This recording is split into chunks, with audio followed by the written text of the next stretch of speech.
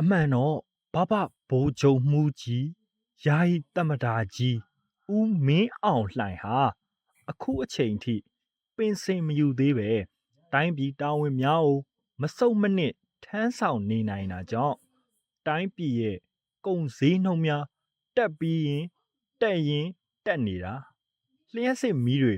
လူတူလူမလင်းနိုင်တာနိုင်ငံသားအချင်းချင်းတိုက်ပွဲတွေနေရောညပါဖြစ်ပွားနေရတာတွေဟာဘယ်ခေါင်းဆောင်နဲ့မှမတူသူကတမှုထူးချွန်နေတဲ့အရေးအချင်းမှာပဲဓာတ်ထက်သားတဲ့အရေးအချင်းတွေလည်းရှိပါသေးရဲ့တတိကျွမ်းကျင်ကြတဲ့လူတော်လူကောင်းဝန်ထမ်းများကိုစီဒီအန်လှုပ်ချင်စိတ်မပေါက်လာအောင်အုပ်ချုပ်ပြတာပညာတဲ့လူငယ်လူကြီးတို့ပြည်ပကိုသူတို့ဖာသာထွက်ခွာသွားနိုင်အောင်စွမ်းဆောင်ပေးတာတွေကတော်ရုံတန်ရုံခေါင်းဆောင်တယောက်အနေနဲ့စွမ်းဆောင်နိုင်မှာမဟုတ်တလို့မြန်မာပြည်ကိုအာဏာသိမ်းပြီးစိတ်ကြိုက်ချဲလဲခဲ့ကြတဲ့စစ်ခေါင်းဆောင်တွေထဲမှာအညံဆုံးအပြင်းဆုံးခေါင်းဆောင်တဦးအဖြစ်ရာဇဝင်မှာစာတင်ကြံရစ်အောင်အကောင့်ထဲပေါ်နိုင်သူတဦးလည်းဖြစ်နေပါသေးတယ်ဒါတွေဟာဘဘဘိုးကျုံမှုကြီးရဲ့ပင်ကိုစွမ်းရည်တက်တီကိုအစာပြူမိတ်ဆက်ပေးလိုက်ရတဲ့ထုံးနှန်းအစင်လာညီတန်းစကားပါပဲ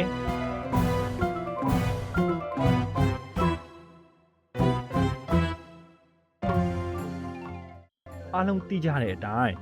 2020ခုနှစ်မှာတနိုင်ငံလုံးကိုတိမ်ကျုံပြီးမဲနိုင်ရခဲ့တဲ့ NLD ပါတီကိုတက်တေတာတကမပြနိုင်ပဲမဲမတာမာမှုလောက်ပါတယ်လို့ညနေပြောင်တိုက်အာနာလူခဲ့တာဟာလေဘဘမင်းအောင်လှိုင်ရဲ့မဟုတ်မမှန်တာမှန်သမျှမလုံရဲတာမရှိတဲ့တက်တိထူးတစ်မျိုးပါပဲထားပါတော့လေခုလောလောဆယ်ဖြစ်ပျက်နေကြတာကမ္ဘာငွေလိန်ဂိုင်းကြီးကြားဖြန့်ပြဿနာကိုဘဘမင်းအောင်လှိုင်ဘလို့အသိပညာမျိုးနဲ့ဖြည့်ရှင်းပြနေတယ်လဲဆိုတာကိုရှုစားကြည့်ကြရအောင်ရှင်းပြောရရင်ကြားဖြန့်ငွေလိန်ဂိုင်းက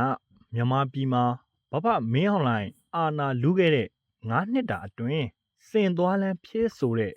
တက်မတော်ရဲ့မူဝါဒအတိုင်းထုံကားကျဲပြန့်စီပင်ဝါပြောလာခဲ့တာပဲလေအဲ့ဒါလို့ကြီးထွားလာနေတဲ့မဟာကြားပြန်ဂိုင်းကြီးကိုလက်ဖျားကလေးနဲ့တောင်တို့အထိမကြီးခဲ့ဘူးတဲ့ဘဘမင်းအောင်လှိုင်ကြီးဟာဟောမနေ့တနေ့ကမှဆိုသလိုကောက်ခံငင်ကတက်မတော်ရဲ့ရန်သူကြီးကြားဖြန့်ရဲ့လို့ထအော်လိုက်တာများတရားတင်ဆိုရဲ့တိုက်ပွဲခေါ်တန်ရုပ်ရှင်ဇာတ်ကားထက်တောင်အကယ်ဒမီပေးသင့်ပါရဲ့ဘဖကြီးမင်းအောင်လှိုင်ရဲ့ထက်မြက်လွန်းတဲ့ရွှေညံတော်ကြီးကိုမြူးလိုက်ပုံကရွှေကုတ်ကိုကကြားဖြန့်ငွေလင်ကိုင်းကိုလန့်ဖြတ်ပြီးဝင်ဖမ်းတာမှာသိမ်းဆည်းရမိတဲ့ကွန်ပျူတာတွေစမတ်ဖုန်းတွေကိုအစအနကလေးတောင်မကြံစီရအောင်တဲလွန်စာဖြတ်သွားနိုင်ခြေရှိသမျှအရာအားလုံးကိုလက်စဖြောက်နေတာသာကြည့်ပြီးတော့တက်တီကန်ဖြောက်တက်လိုက်ပုံများပြောပါတယ်ဒီလူတွေပြာရခတ်အောင်ဖုံးဖိကွယ်ဝှက်နေရတာဘာကြောင့်လဲဘသူ့ကိုကြောက်နေရလို့လဲငယ်အားကြီးလာကြသူတိုင်းမှတ်မိကြအောင်ပါငယ်ကသားတွေသမီးတွေအိပ်ရာထဲမှာအိပ်ပျော်သွားအောင်အမေကဒေဝကြီးလာတော့မှနော်ဆိုတဲ့စကားနဲ့6တိတ်တက်တာမျိုးပေါ့ဘဘကြီးမင်းအောင်လှိုင်ကြောက်လက်နေရတဲ့ဒေဝကြီးဆိုတာကြားဖြန့်ငွေလင်ကိုင်းကိုလာရောက်နှိမ်နှင်းတိုက်ဖြတ်တရားစွဲဖို့ထိုင်းနိုင်ငံထဲမှာရောက်နေပြီဆိုတဲ့အမေရိကန်နိုင်ငံကကဘာကျော်စုံနောက်အဖွဲ့တွေဖြစ်တယ်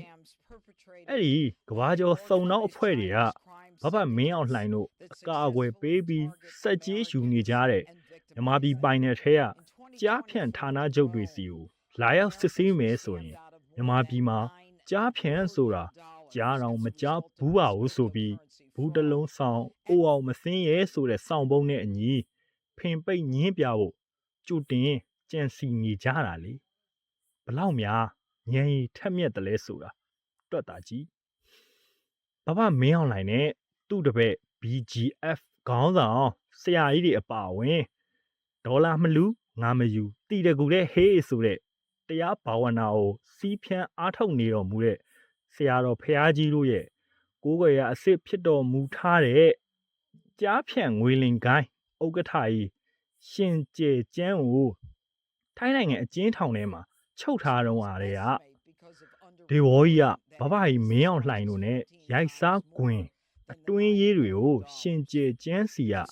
ရယူထားပြီးသားပေါ့ဘဘကြီးမင်းအောင်လှိုင်ခမရမှာတော့ဖျောက်လိုက်ရတဲ့သဲလွန်စားတွေဒေဝကြီးအတွက်ကအဲ့ဒီသဲလွန်စားတွေမလိုအပ်တော့ဘူးရှင်ကျဲကျန်းရဲ့နှုတ်ထွက်စကားနဲ့တင်လုံလောက်နေပါပြီ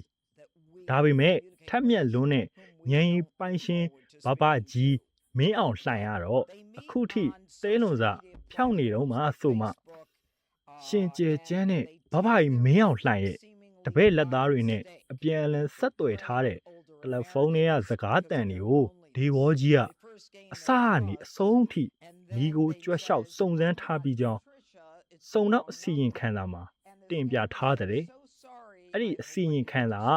အမေရိကန်အထက်လွှတ်တော်အောက်လွှတ်တော်တွေစီကိုရောက်သွားတော့တစ်ချိန်လုံးတကားပိတ်ပြီးပူပန်နေရရှာတဲ့ကုလသမဂ္ဂလည်းစိုးရိမ်တော့ကားတွေကိုအသာထားပြီးကြားနာပွဲတွေလုပ်နေကြပြီလေစင်ချေရာကိုလည်းတွေ့ထားပြီးပြီစင်ဘဲခြုံရမှကတ်နေတယ်လဲဆိုတာကိုလည်းအတက်သိထားတဲ့မုတ်ဆိုးကြီးဒီဝေါကမကြမီပြင်းပြင်းထန်ထန်စင်ဖန်းပွဲကျင်းပတော့မှာပါပဲဒါပေမဲ့ဘဘကြီးမင်းအောင်လှိုင်ကတဲလွန်သားတွေဖြောက်တုံးစစ်ဗိုလ်မှူးတွေရဲ့မယားတွေကိုပြည်သူရောင်ဆောင်ဈေးတန်းခင်းခိုင်းဈေးတဲ့ရောင်ဈေးဝယ်ရောင်ဆောင်ခိုင်းထားပြီးသူ့ဟာပြည်သူကြားထဲမှာတသားတည်းရှိနေတယောက်နဲ့ဈေးဝယ်ထွက်ပြနေတော့ကြန့်ခိုင်းဖွံ့ဖြိုးရေးပါတီမဲနိုင်ရရေးအတွက်မဲဆွဲခိုင်းနေတော့ဘဘကြီးမင်းအောင်လှိုင်ရဲ့လူကြီးလူကောင်းဖျားဒါယကာကြီးရောင်ဆောင်ထားတဲ့ဓမြလောက်ွက်တွေကိုပြည်သူကလည်းကြိုသိနေကြတော့ကြန့်ခိုင်ဖွံ့ဖြိုးရေးပါတီကိုလည်းအယုံကြည်မရှိကြဘူးပေါ့မြန်မာပြည်သူတွေကိုကပအစဲအတန်ဆုံးလူမျိုးအဖြစ်ရက်တီနေနိုင်အောင်ဘဘကြီးမင်းအောင်လှိုင်ကထိုင်ကုန်ပေါ်ကမစင်းပေးပဲကုတ်တွယ်ပေးထားတဲ့ဂုံကျေးဇူးတွေကြောင့်ပေါ့တမတော်ကြီးတစ်ဖွဲ့လုံးရဲ့ခိုးဆိုးလူနိုင်မရင်းကျင့်မီးရှို့ဘုံကျဲခြင်းအတက်ပညာတွေကြောင့်ပဲလို့ဆိုရင်လဲဘယ်သူမှငြင်းနိုင်ကြမှာမဟုတ်ဘူးပေါ့လေဒေဝကြီးကလည်းလာနေပြီဘဘကြီးမင်းအောင်လှိုင်အတွက်ကလည်းကျိုးစင်ကြီးကနီးတစ်ထက်နီးလာနေပြီတကယ်လို့များဒေဝကြီးလည်းတက်ပြန်ခောက်သွားအောင်စီရီယန်ဝန်ထမ်းတွေစစ်ဘေးရှောင်တွေ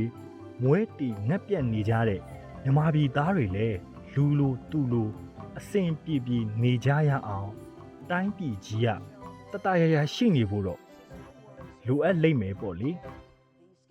တိုင်းပြည်တာယာဖို့လိုအပ်နေတာအချက်ကလေးတစ်ချက်သေးပါပဲဘဘကြီးမင်းအောင်လှိုင်ရဲ့နှလုံးအိမ်အတွင်းမှာရှက်တက်တဲ့စိတ်ကလေးဝင်လာရင်ရပါပြီကိုဝေကျွေးကိုတော့ကိုဆိုက်ရမှာပေါ့လေနော်ဘဘကြီးဆရာမောင်မိုးပွင့်ရေးကြည်ရေးသားထားတဲ့ဒေဝကြီးနဲ့ဘဘကြီးတယောစာကိုကျွန်တော်မောင်ရီကတင်ဆက်ပေးထားတာဖြစ်ပါတယ်မိမောင်ပရိသတ်များအာနာယူတွေဘေးကအမြန်ဆုံးကင်းဝေးကြပါစေ